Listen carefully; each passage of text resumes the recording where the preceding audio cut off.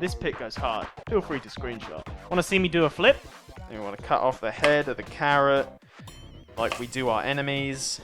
No way! Who's that little fella on there, giving a thumbs up? Hello everyone, my name is Chef Penguini, and I am in Tora's kitchen as I have figured out how to teleport into video games. The idea is simple. I have a jug here filled with recipes from Xenoblade 3, and I'm gonna pick 3 at random and cook them. So first up we have Manana's Battle Soup. This recipe requires 2 glitter radishes, 2 comet carrots, and 1 bunnet meat. Now I don't know if you guys can see the glaring issue here, but I have no idea how this is supposed to become soup.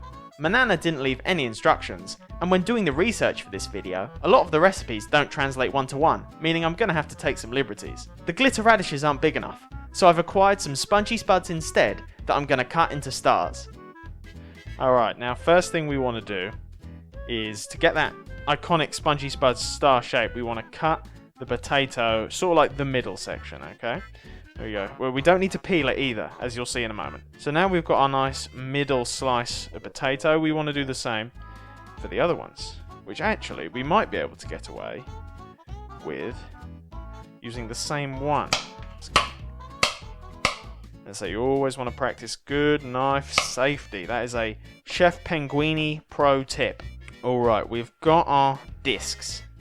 Now to cut them into stars. Now, Chef Penguini has a confession to make. Chef Penguini is not very good at cutting shapes out of things.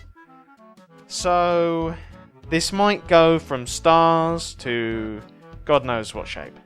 I still don't really know what I'm going to do about the meat issue, but I'm sure it'll be fine. So now, so it's a bit not exactly there, so if we maybe do that, there you go, that's not too bad. It's not perfect, but we're not going for perfect because Chef Penguini tip, no one's perfect. Alright, and now we want to do the same with the other ones. Did you know Ekans, the Pokemon, spelt backwards, is snake, and Arbok, spelt backwards, is cobra? Yeah, I know. It blows my mind as well. So the trick is for these stars, and this is why, as I say, I really did struggle with this, but the trick is, it's all about lines. What the? Hey! What does that say? Oops. Bunnet soup! So here we go, we've got the stars. This is probably my favourite because it's nice and thick, and you know what? I love things thick. So there we go. Now we need to put them in boiling hot water. But not just yet, because now we need to do the comet carrots. Alright, now that we've cleaned away our stuff, the first step is to peel the comet carrot. Now I don't know exactly what makes it a comet carrot, because as far as I'm aware it hasn't come from space, and this peeler is rubbish. I'm starting to wonder if it's not a vegetable peeler at all, and I'm just dumb. This is more like it. It's missing a handle, but it should do the job. Just there we go. That's better. Always eat your veggies. Because if you don't eat your veggies, then the girls won't like you. That is a Chef Penguini pro tip. We want to cut off the head of the carrot, like we do our enemies. And that's good. So as you can see, it's very basic. We just cut the carrot along and in bits, and that's it. There you go. Just doing something fancy, you know. I'm sure Manana would appreciate a little bit of artistic liberty. It doesn't even say the carrots need to be cooked, so I mean, they're quite thick chunks though. If you were to eat raw carrot like this, then yeah, you're gonna have a good time. Now, we have been very fortunate to get bunnet soup. So I am now going to heat this up, and we should have our first class Manana Battle soup. Now the bunnet soup is fairly straightforward. We have a bowl, we have bunnet soup, and we literally just... not like that. Alright, so now we pour, you know, not all of it. That'll do. And then quite literally, we just put it in the microwave. So set that to 3 minutes, and we shall see. Alright, so now we have to parboil our spongy spuds. Now this is a very straightforward process, and if you know anything about me, you would know that I love man's red hot fire. So that is what we are using today to boil the water. Alright, now that that water is boiling, it's time to add our spongy spuds. So as you can see, they've gone kind of translucent. I don't quite know if that's showing up, but they look like little starfish, like little Patrick stars. Now Manana told me a little secret ingredient I can add to the dish.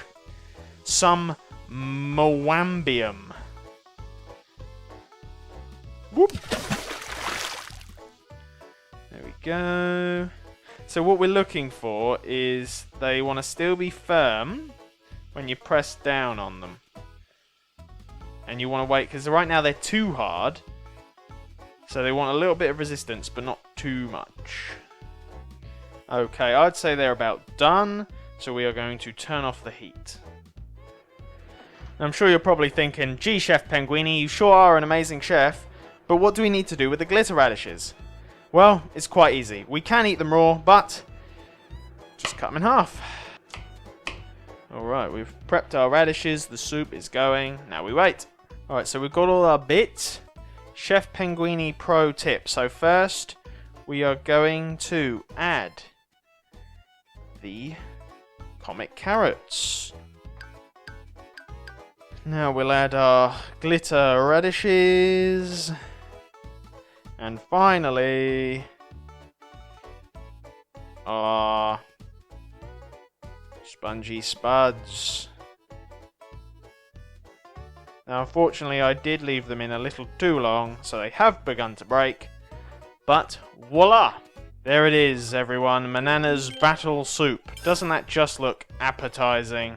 Well, it's time for the taste test. Now I'm sure you're thinking, gee, Chef Penguini, how are you going to eat this delicious battle soup without any utensils and wearing a face mask? Well, delicious. Perfectly cleaned my bowl. I have to say, that was rather delectable. So now it's time for the next recipe.